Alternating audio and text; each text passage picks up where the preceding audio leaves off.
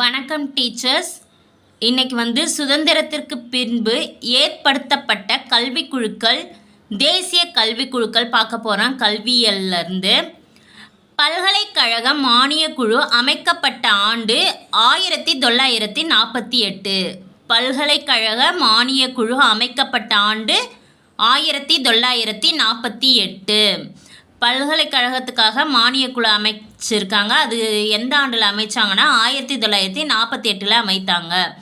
யார் தலைமையில் பல்கலைக்கழக மானியக்குழு அமைக்கப்பட்டது? டாக்டர் ராதாகிருஷ்ணன் தலைமையில் பல்கலைக்கழக மானியக்குழு அமைக்கப்பட்டது. டாக்டர் ராதாகிருஷ்ணன் தலைமையில் பல்கலைக்கழக மானியக்குழு அமைக்கப்பட்டது. பல்கலைக்கழக மானியக்குழுவின் நோக்கம் உயர்கல்வி தரத்தை உயர்த்துவது. பல்கலைக்கழக மானியக் குழுவின் நோக்கம் உயர்கல்வி தரத்தை உயர்த்துவது. இடைநிலை கல்விக்குழு அமைந்த ஆண்டு 1953. இடைநிலை கல்விக்குழு அமைந்த ஆண்டு 1953. யார் தலைமையில் இடைநிலை கல்விக்குழு அமைக்கப்பட்டது? டாக்டர் லக்ஷ்மணசாமி முதலியார்.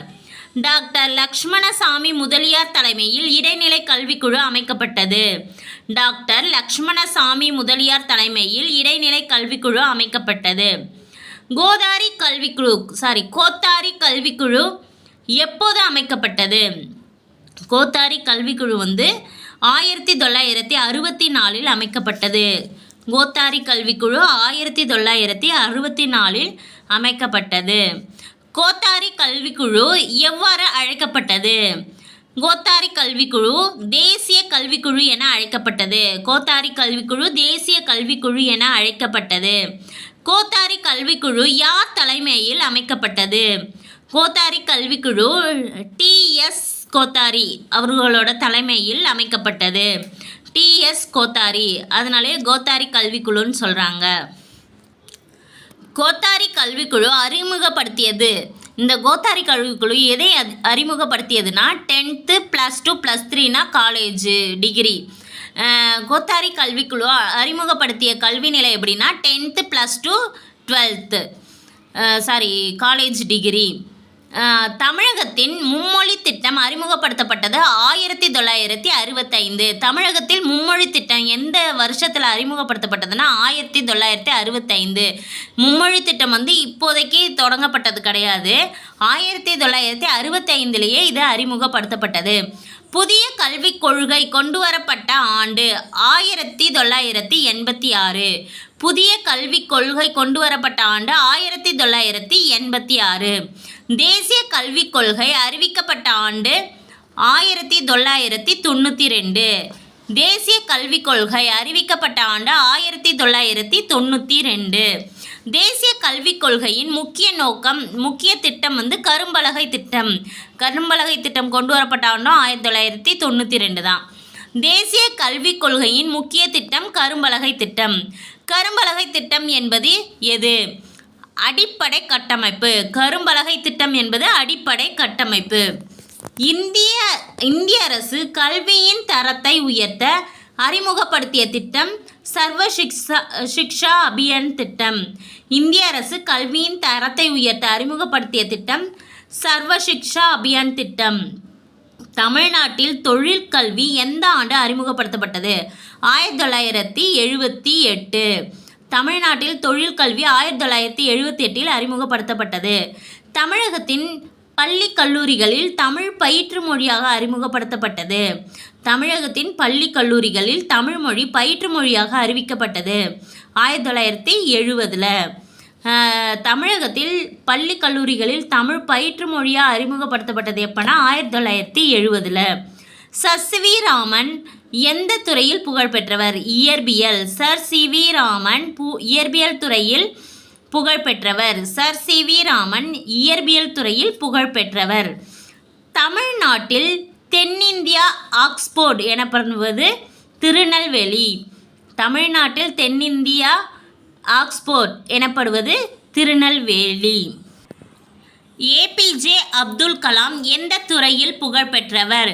விண்வெளி துறையில். ஏ.பி.ஜே. அப்துல் கலாம் விண்வெளி துறையில் புகழ்பெற்றவர். தமிழகத்தில் எந்த மாவட்டத்தில் கால்நடை மருத்துவ பல்கலைக்கழகம் அமைந்துள்ளது?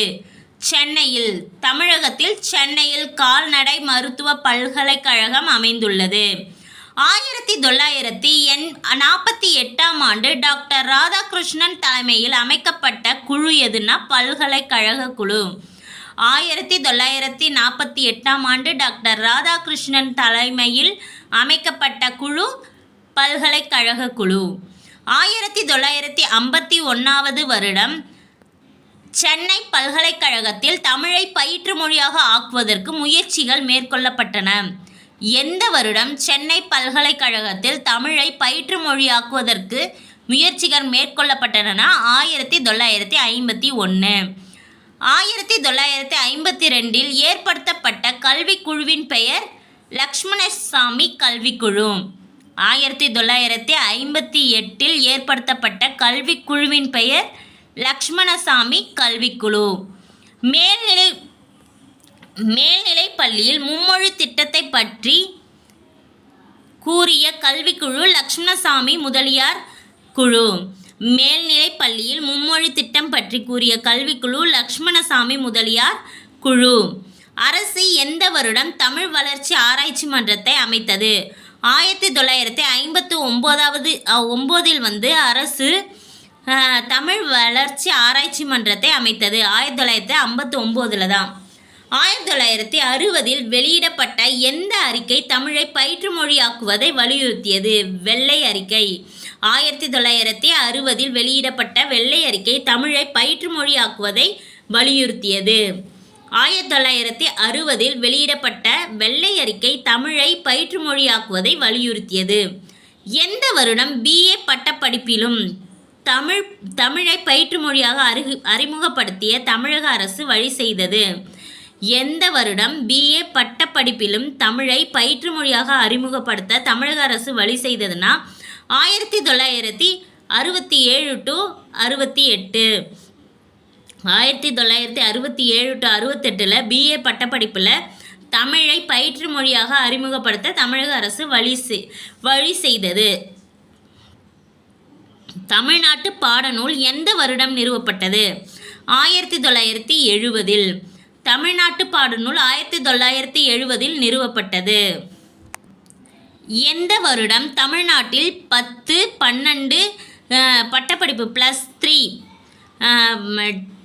10th +2 +3 அறிமுகப்படுத்தப்பட்டதுன்னா 1978. இது யார் அறிமுகப்படுத்தினான்னா கோத்தாரி கல்விக்குழு அறிமுகப்படுத்தியது. 1978 10th +2 +3. 1982இல் MG ராமச்சந்திரன் கொண்டு வந்த முக்கிய திட்டம் எதுனா முதலமைச்சர் சத்துணவு திட்டம். 1982